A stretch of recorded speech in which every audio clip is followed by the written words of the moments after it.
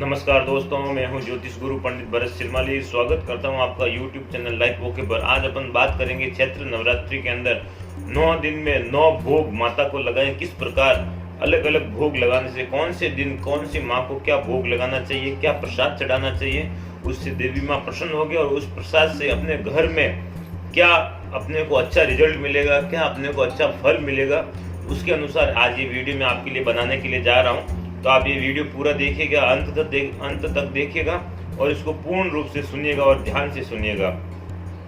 एक बार फिर मैं आपको कह देता हूँ कि आपके घर पर आपके बच्चों की जन्म कुंडली है, आपकी स्वयं की जन्म कुंडली है, किसी की भी जन्म कुंडली हो, आप मुझे व्हाट्सअप कर सकते हैं। मेरा व्हाट्सअप नंबर जैसे ही वीडियो शुरू होता है उसके ऊपर मेरा व्हाट्सअप नंबर दिया हुआ है।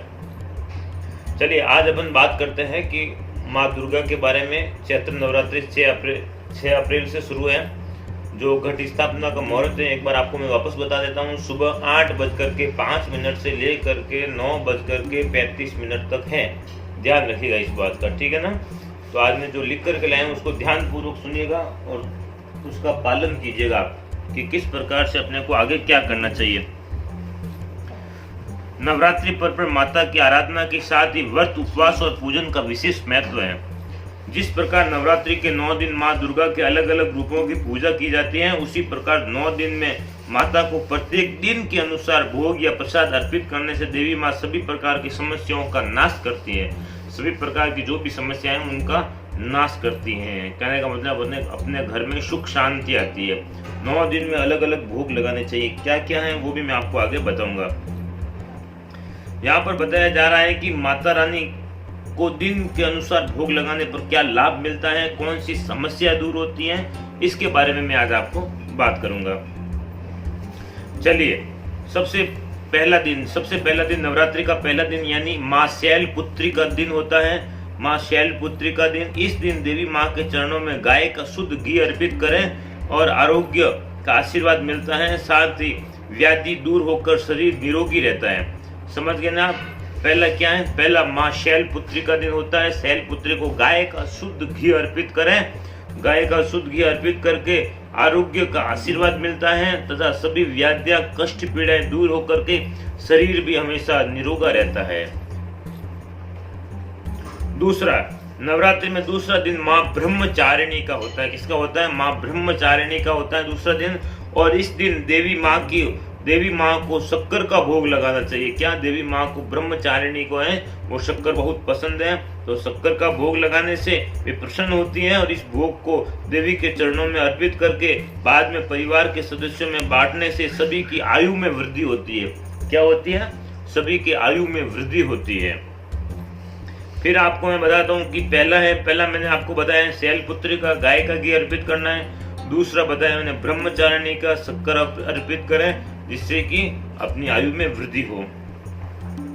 नव दुर्गा का एक रूप है चंद्र घंटा। तीसरा, चंद्र घंटा, माँ के इस रूप का पूजन नवरात्रि के तीसरे दिन होता है और इस दिन माँ को दूध या दूध से बनी मिठाई, खीर का भोग लगा करके ब्राह्मणों को दान करना शुभ होता है। इससे दुखों से मुक्ति होकर परम आनंद की प्राप्ति होती है। क्या करना है, वापस एक बार मैं बता रहा हूँ। नव दुर्गा का रूप है, तीसरा रूप है चंद्र घंटा और माँ के इस रूप में पूजन नवरात्रि के तीसरे दिन होता है और इस दिन माँ को दूध या दूध से बनी मिठाई या खीर का भोग लगाकर ब्राह्मणों को दान दे। ब्राह्मणों को दान देने से इससे दुखों का नाश होता है, दुखों से मुक्ति मिलती है और परम आनंद की प्राप्ति होती है। फिर अपन आगे चलते हैं। चौथा होता है माँ दुर्गा का नवरात्रि में चौथे दिन मालपुए का भोग लगाने से इस भोग को मंदिर के ब्राह्मण को दान करना चाहिए। ऐसा करने से बुद्धि का विकास होता है और साथ साथ निर्णय की शक्ति भी बढ़ती है। जो अपन निर्णय लेते हैं उसकी भी शक्ति अपने बढ़ जाती है। फिर नवरात्रि का 5वां दिन यानी माँ स्कंद माता का दिन है। इस दिन माता जी को केले का नैवेद्य चढ़ाना चाहिए, बहुत ही उत्तम होता है। केले का जो नैवेद्य होता है वो चढ़ाना चाहिए, वो बहुत ही उत्तम होता है। ऐसा करने से आपको उत्तम स्वास्थ्य और निरोगी काया की प्राप्ति होती है। उत्तम स्वास्थ्य रहता है और निरोगी काया की अपने को प्राप्ति होती है। तो कहने का मतलब जो दिन है उसके अनुसार मैं माता का नाम लेकर के आपको जो उपाय बता रहा हूँ वो उपाय आप अवश्य ही संपन्न कीजिएगा। फिर छठे दिन छठे दिन मैं आपको बता देता हूँ कि नवरात्रि के छठे दिन देवी माँ को शहद का भोग लगाना बहुत ही अच्छा माना गया है और इस दिन शहद का भोग लगाने से मनुष्य को आकर्षण शक्ति में वृद्धि होती है। समझ गए ना, शहद का भोग लगाना चाहिए। नवरात्रि में सप्तम दिन जो माँ को गुड़ का भोग लगाए और 7वें नवरात्रि पर माँ को गुड़ का नैवेद्य चढ़ाने से और उसे ब्राह्मण को दान करने से शोक से मुक्ति मिलती है और आकस्मिक आने वाले संकटों से रक्षा भी होती है। ध्यान से सुनिएगा और पूर्ण रूप से सुनिएगा, क्योंकि जो आज मैं उपाय बताने जा रहा हूँ वो सब शास्त्रोक्त विधि से हैं और किस प्रकार से क्या होता है। फिर नवरात्रि के 8वें दिन माता रानी को नारियल का भोग लगाएं और नारियल का दान भी करें। इससे संतान संबंधी सभी परेशानियों से छुटकारा मिलता है और देवी माँ की कृपा होती है। तो 8वां जो मैंने उपाय बताया है कि नवरात्रि के 8वें दिन माता रानी को नारियल का भोग लगाएं और नारियल का दान करें। इससे संतान संबंधी सभी परेशानियों से छुटकारा मिलता है और देवी माँ की कृपा अपने को प्राप्त होती है। फिर 9वां दिन नवरात्रि के अंतिम दिन यानी नवमी तिथि के दिन तिल का भोग लगा करके, सफेद तिल का भोग लगा करके ब्राह्मण को दान दें। इससे मृत्यु भय से राहत मिलती है, साथ ही कोई अनहोनी होने की घटना से भी बचाव होता है। तो कहने का मतलब जो आज मैंने आपको ये 9 उपाय बताए हैं, जो 9 दिन के 9 उपाय, आपको किस प्रकार क्या चीज भोग लगानी चाहिए, किस संकट को दूर करने के लिए क्या करना चाहिए, मैं तो आपको यही कहूंगा कि 9 दिन जो मैंने आपको ये उपाय बताए हैं उन सभी को अलग अलग रूपों में माँ को भोग लगाएं, अपनी आराधना करें और अपनी साधना करें। और साधना काल का समय है, नवरात्रि के अंदर बहुत ही उत्तम माना जाता है। कोई भी मनोकामना हो आपकी अवश्य ही पूर्ण होती है। आगे मैं और भी आपके लिए नवरात्रि के लिए बहुत ही अच्छे वीडियो लेकर के आऊंगा।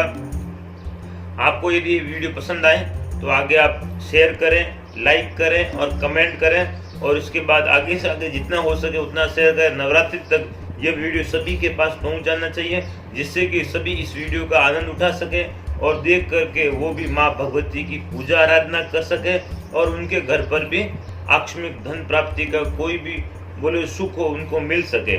तो आज मैं आपको यही कहना चाहता हूँ। इसके बाद आगे और मैं वीडियो लेकर के आऊँगा। आज बस इतना ही। ओम नमः शिवाय, जय श्री कृष्ण। गया है और इस दिन शहद का भोग लगाने से मनुष्य को आकर्षण शक्ति में वृद्धि होती है। समझ गए ना, शहद का भोग लगाना चाहिए। नवरात्रि में सप्तम दिन जो माँ को गुड़ का भोग लगाए और 7वें नवरात्रि पर माँ को गुड़ का नैवेद्य चढ़ाने से और उसे ब्राह्मण को दान करने से शोक से मुक्ति मिलती है और आकस्मिक आने वाले संकटों से रक्षा भी होती है। ध्यान से सुनिएगा और पूर्ण रूप से सुनिएगा, क्योंकि जो आज मैं उपाय बताने जा रहा हूँ वो सब शास्त्रोक्त विधि से हैं और किस प्रकार से क्या होता है। फिर नवरात्रि के 8वें दिन माता रानी को नारियल का भोग लगाएं और नारियल का दान भी करें। इससे संतान संबंधी सभी परेशानियों से छुटकारा मिलता है और देवी माँ की कृपा होती है। तो 8वां जो मैंने उपाय बताया है कि नवरात्रि के 8वें दिन माता रानी को नारियल का भोग लगाएं और नारियल का दान करें।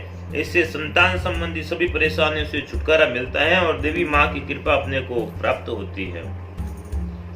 फिर 9वां दिन नवरात्रि के अंतिम दिन यानी नवमी तिथि के दिन तिल का भोग लगा करके, सफेद तिल का भोग लगा करके ब्राह्मण को दान दें। इससे मृत्यु भय से राहत मिलती है, साथ ही कोई अनहोनी होने की घटना से भी बचाव होता है।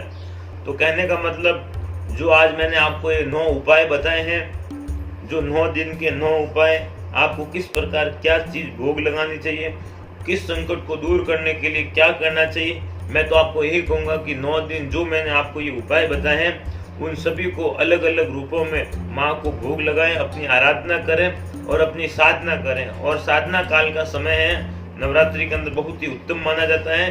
कोई भी मनोकामना हो आपकी अवश्य ही पूर्ण होती है। आगे मैं और भी आपके लिए नवरात्रि के लिए बहुत ही अच्छे वीडियो लेकर के आऊंगा। आपको यदि ये वीडियो पसंद आए तो आगे आप शेयर करें, लाइक करें और कमेंट करें और इसके बाद आगे से आगे जितना हो सके उतना शेयर करें। नवरात्रि तक यह वीडियो सभी के पास पहुंच जाना चाहिए, जिससे कि सभी इस वीडियो का आनंद उठा सके और देख करके वो भी माँ भगवती की पूजा आराधना कर सके और उनके घर पर भी आकस्मिक धन प्राप्ति का कोई भी बोले सुख हो उनको मिल सके। तो आज मैं आपको यही कहना चाहता हूँ। इसके बाद आगे और मैं वीडियो लेकर के आऊँगा। आज बस इतना ही। ओम नमः शिवाय। जय श्री